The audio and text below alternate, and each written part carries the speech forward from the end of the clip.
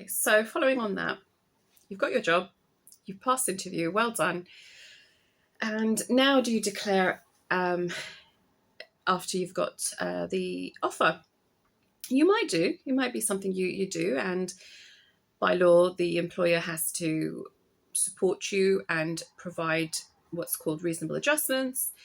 And it might be something, if it's a small employer that they can't afford to support you on, then they can go through Department for Work and Pensions, called Access to Work. So it's a case of sitting down with your employer and identifying the things that you might need in the job.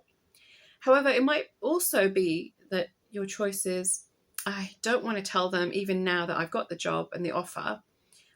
I want to actually wait, do the job, see what I actually need, because it might be that I don't need any adjustments because the environment works for me, and I'm happy with the work that I'm given, and I can do that, and I can thrive regardless.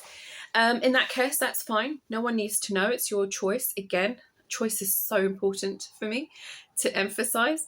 But it might be that actually you waited and you've done the job, you've had a few weeks, maybe a few days, even maybe a few hours.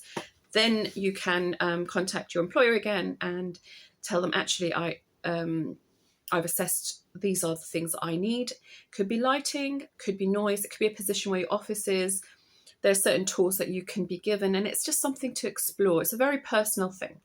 So I can only share with you my experience when I worked in an open office plan. The environment didn't work out for me.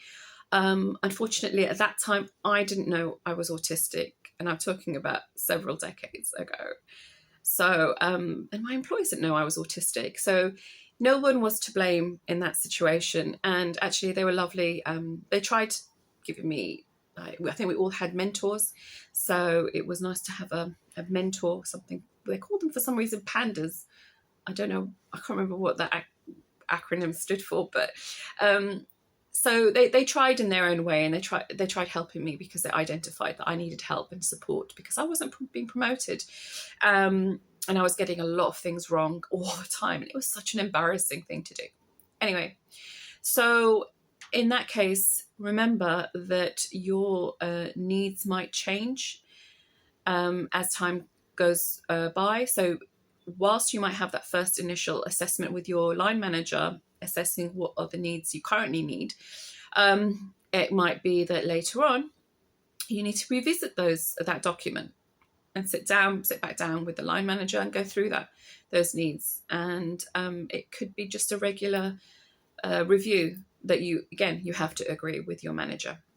Okay, I'm going to leave it there, and I hope that's helpful.